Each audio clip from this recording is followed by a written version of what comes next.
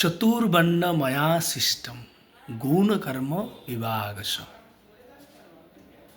চারটি বর্ণ আছে, চারটি আশ্রম আছে। চারটি বর্ণ কি কি? ব্রাহ্মণ, ক্ষত্রিয়, বৈশ্য, শূদ্র। চারটি আশ্রম কি কি? ব্রহ্মচর্য, গৃহস্থ, বানপ্রস্থ, সন্ন্যাস। তো চারটি বর্ণের কার্য কি? ব্রাহ্মণের কাজ হচ্ছে যজন, যাজন, ইষ্টিবৃতি, এই তিন ব্রাহ্মণের নীতি। ক্ষত্রিয়র কাজ কি? দেশকে সুরক্ষা প্রদান করা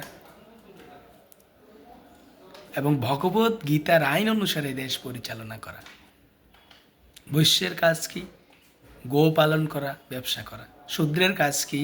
ব্রাহ্মণ, ক্ষত্রিয়, বৈশ্য, এই তিন বর্ণের সেবা করা। আর চার আশ্রম। ব্রহ্মচর্য। ব্রহ্মচর্য কি? 1 থেকে 25 বছর বয়স অবধি তাকে ব্রহ্মচর্য পালন করা উচিত এবং সেই সময় সে শিক্ষা, এডুকেশন কমপ্লিট করবে এবং শাস্ত্র আদি, ভগবদ্গীতা, ভাগবতম, চৈতন্য চরিতামৃত, বেদ আদিকে সে হৃদয়ঙ্গম করবে। সদ্গুরুদেবের আশ্রয় থেকে ভগবত তত্ত্ব জ্ঞান উপলব্ধি করবে এবং সে প্রচার করবে, অন্যকে শিক্ষা প্রদান করবে। তারপরে ব্রহ্মচর্য লাইফকে তারপরের স্টেপ হচ্ছে গৃহস্থ জীবন।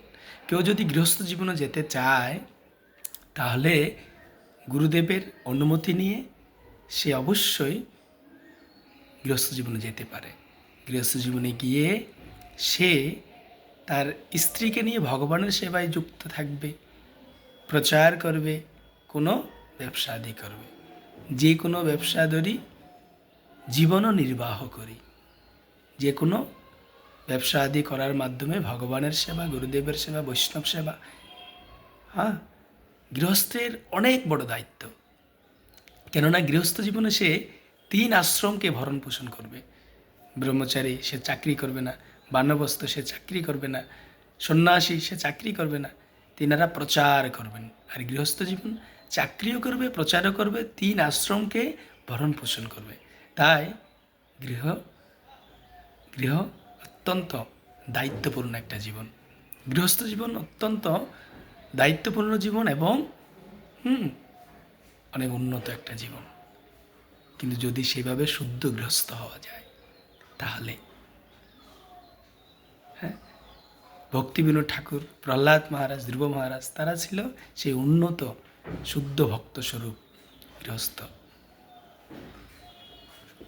সেই শিক্ষা অনুসরণ করে গৃহস্থ জীবনকে অতিক্রম করার মাধ্যমে তারপর রয়েছে বানপ্রস্থ জীবন। গৃহস্থ জীবনে 50 বছর অতিক্রম করার পর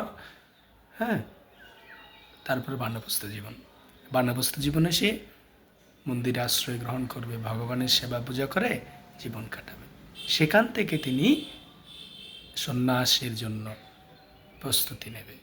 আর সন্ন্যাস আশ্রম কায় মনোবাক্যে সে ভগবানের সেবা করবে, প্রচার করবে, সমস্ত জীবকে কৃষ্ণ সেবায় যুক্ত করবে।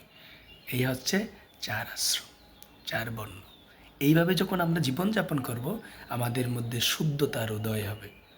তখন আমরা কৃষ্ণ ভক্তি লাভ করতে পারব। আর কৃষ্ণ ভক্তি লাভ করে অন্তিমে আমরা কৃষ্ণ প্রেম লাভ করতে পারব। সর্বশেষ আমরা ভগবত ধামে গমন করে ভগবানের চিন্ময় স্বস্বরূপ সেবা লাভ করতে পারব। হরে কৃষ্ণ।